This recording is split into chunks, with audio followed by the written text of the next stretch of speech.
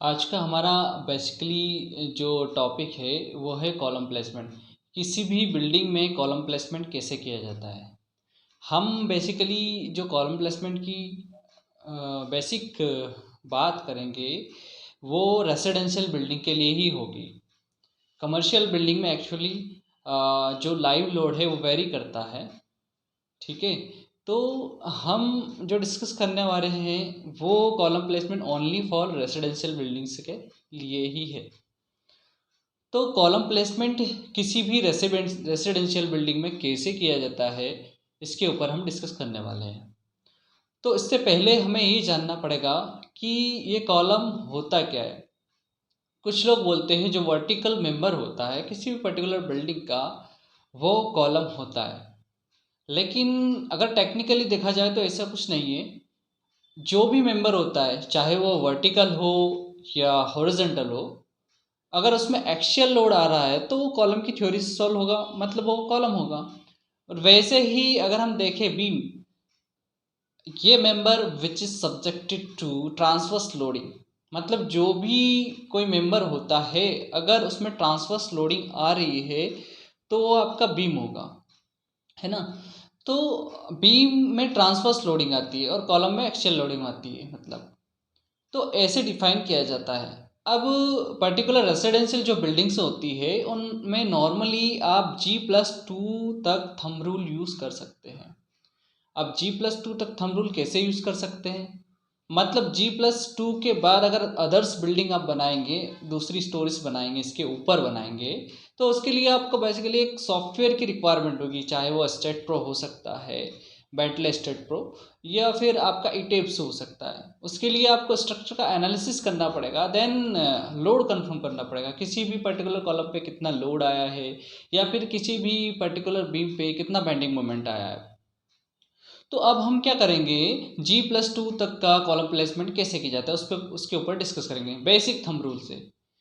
अगर हम देखें कोई भी ग्राउंड फ्लोर की एक बिल्डिंग है उसमें मिनिमम साइज ऑफ कॉलम कितना दे सकते हैं, मतलब कम से कम जो कॉलम का साइज वो कितना हो सकता है, वो होगा 8 इंच बाय 8 इंच का, मतलब 200 बाय 200 mm का। मीटर में देखेंगे 0.2 × 0.2 मीटर का।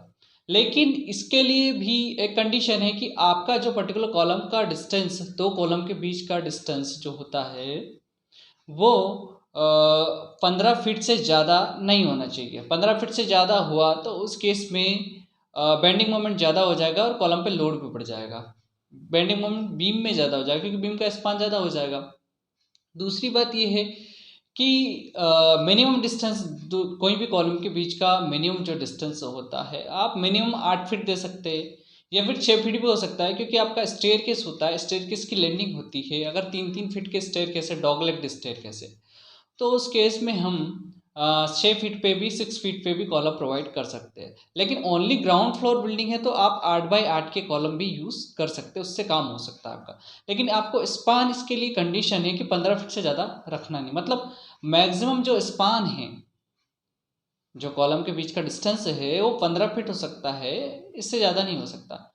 अगर आप ये फाइंड आउट करना चाहते हैं कि आपके पास एक पर्टिकुलर एरिया है उसमें कितने नंबर ऑफ कॉलम्स रिक्वायर्ड रहेंगे, तो उसे कैसे फाइंड आउट किया जाता है। इसके लिए एक बेसिक थंब रूल है, वो ये है कि अगर आपके पास सपोज एक 800 स्क्वायर फीट का एरिया है, आपको ये फाइंड आउट करना है इसमें मिनिमम नंबर ऑफ कॉलम्स कितने प्रोवाइड करने हैं।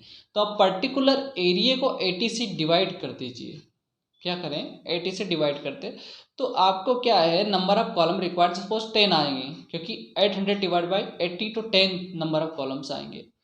तो 10 number of columns minimum required है इस पर्टिकुलर एरिया के लिए। इसके बाद अगर हम देखें, अगर 1000 स्क्वायर फीट का एरिया है, 1000 स्क्वायर फीट, तो उस केस में फिर 80 से डिवाइड करेंगे, लगभग 12 कॉलम्स आपको मिलेंगे। अब 80 ही क्यों लेते हैं, इसका एक बेसिक कैलकुलेशंस हुआ है। अगर हम देखें तो 15-15 फीट पे आप कॉलम लगाइए किसी पर्टिकुलर एरिए पे, 15-15 फीट पे, तो टोटल नंबर ऑफ कॉलम जो आपको एक फैक्टर मिलता है उसमें 80 मिलता है। मतलब एक जो कॉलम होता 80 स्क्वायर फीट का एरिया का लोड ले सकता है, इसीलिए 80 से डिवाइड करते हैं हम। ये थोड़ा सा बेसिक कैलकुलेशन आप स्टेट पे भी करके देख सकते हैं। तो इससे आपको क्या पता लगेगा कि मिनिमम नंबर ऑफ कॉलम कितने रिक्वायर्ड है वो फाइंड आउट कर सकता हो। अगर आपके पास G+1 का बिल्डिंग है तो क्या करेंगे, मिनिमम नंबर ऑफ कॉलम तो एरिया तो सेम ही रहेगा लेकिन हाइट यहाँ पर बढ़ गया। तो इस केस में जो कॉर्नर्स होते हैं बिल्डिंग के, जो कॉर्नर्स वहाँ पे minimum size of column provide करेंगे, जैसे 8x8 का कॉलम प्रोवाइड करेंगे। और जो इंटीरियर साइड है बिल्डिंग की या फिर एज साइड है, वहाँ पर हम 8x12 मतलब 200x300 के कॉलम हम यूज़ करेंगे। वैसे ही आपका बिल्डिंग G+1 के बाद G+2 हो जाता है और राइज होता है, तो उस केस में हम क्या करेंगे, जो कॉर्नर्स रहते हैं वहाँ पर 8x12 के कॉलम यूज़ करेंगे और जो इंटीरियर साइड है वहाँ पर 8x16 के यूज़ करेंगे। तो बेसिकली जैसे जैसे हाइट बढ़ता है तो कॉलम पे लोड बढ़ता जाता है पर्टिकुलर कॉलम पे, क्योंकि स्टोरी का हाइट बढ़ रहा है तो हर फ्लोर का जो भी लोड रहेगा कॉलम पे ही आएगा। तो वही कॉलम आपका फाउंडेशन से होकर आया है तो उसका साइज बढ़ाना पड़ेगा, तो बॉटम में सबसे ज़्यादा लोड रहेगा बिल्डिंग के। उसके बाद आप जाएंगे फर्स्ट फ्लोर पे, तो फर्स्ट स्टोरी जो रहेगी उस पर फिर थोड़ा कम मिलेगा उस कॉलम पे, और फाउंडेशन पे सबसे ज़्यादा आएगा। तो लोड ट्रांसफर मैकेनिज्म क्या है वो मैं बता देता हूँ आपको। लोड ट्रांसफर मैकेनिज्म ये है कि आपके पास पर्टिकुलर एक स्लैब होता है, तो आप सोचेंगे स्लैब से लोड कहाँ जाएगा, स्लैब से लोड डायरेक्टली जाएगा आपका बीम पे। तो बीम पे बेंडिंग मोमेंट आएगा, फिर बीम का बेंडिंग मोमेंट है वो लोड आएगा, वो ट्रांसफर होकर आपके कॉलम पे जाएगा, कॉलम से जाने के बाद फाउंडेशन पे जाएगा। ये थ्योरी होती है लोड ट्रांसफर मैकेनिज्म, ये होता है, इस तरह लोड ट्रांसफर होता है। तो आपको क्या करना है, G+2 तक के लिए आप कॉलम प्लेसमेंट ऐसे कर सकते हैं। लेकिन आप जब भी कॉलम प्लेस करें तो आपको पर्टिकुलर एरिया देखना पड़ेगा, बिल्डिंग का एरिया कितना है और हाइट कितना है, मतलब कितने नंबर ऑफ फ्लोर्स है। आप G+2 तक ही ये रूल फॉलो कर सकते हैं, इसके बाद आपको पर्टिकुलर सॉफ्टवेयर यूज़ करना पड़ेगा, क्योंकि सॉफ्टवेयर से आपको ये पता लगेगा कि एग्जैक्ट लोड कितना आ रहा है पर्टिकुलर कॉलम पे, वो आप फाइंड आउट कर सकते हो।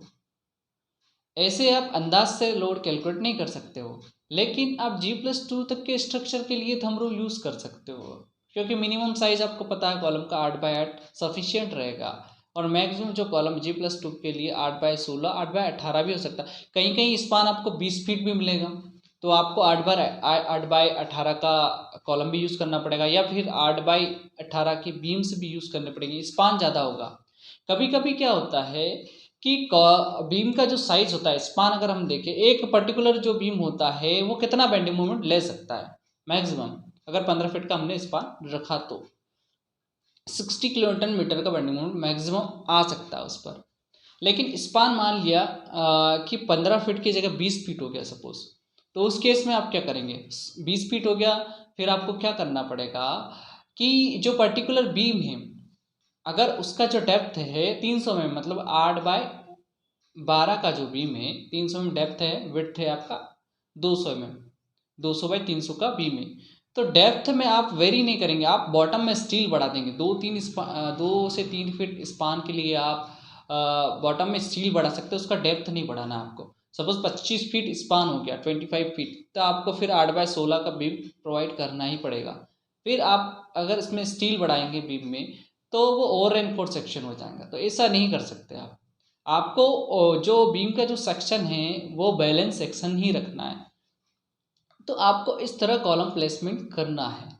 इससे ज़्यादा अगर आपके पास फिर से स्टोरीज आती है तो उस केस में आपको सॉफ्टवेयर का यूज़ करना ही पड़ेगा, जिससे आपको पर्टिकुलर बीम पे बेंडिंग मोमेंट कितना आ रहा है वो फाइंड आउट कर सकते हैं, पर्टिकुलर कॉलम पे कितना लोड आ रहा है वो फाइंड आउट कर सकते हैं। जनरली जो कॉर्नर्स होते हैं कॉलम के, जो बिल्डिंग का कॉर्नर होता है, कॉर्नर पे जो कॉलम्स प्रोवाइड करते हैं वहाँ पर लोड कम आता है, अंदर वाले जो कॉलम्स रहते हैं उसमें लोड ज़्यादा आता है। रीज़न ये है कि जो जंक्शन होता है कॉलम का, जो जंक्शन होता है जहाँ पर कितने नंबर ऑफ बीम्स आपको मिलते हैं, कनेक्टेड है, एक पर्टिकुलर कॉलम से कितने नंबर ऑफ बीम्स कनेक्टेड है, जितने नंबर ऑफ बीम्स कनेक्टेड होंगे उतना ज़्यादा उस कॉलम पे लोड आएगा, क्योंकि अल्टीमेटली लोड कहाँ से आएगा, उस बीम पे जो लोड आएगा वो स्लैब से आएगा, तो जितने नंबर ऑफ बीम्स होंगे उस कॉलम से कनेक्टेड, तो उस केस में उस पर इतना ज़्यादा लोड आता है। इसीलिए कॉर्नर, बिल्डिंग का जो कॉर्नर रहता है वहाँ पर लोड कम आता है, उसके बाद इंटीरियर जो साइड होती है वहाँ पर लोड ज़्यादा आता है।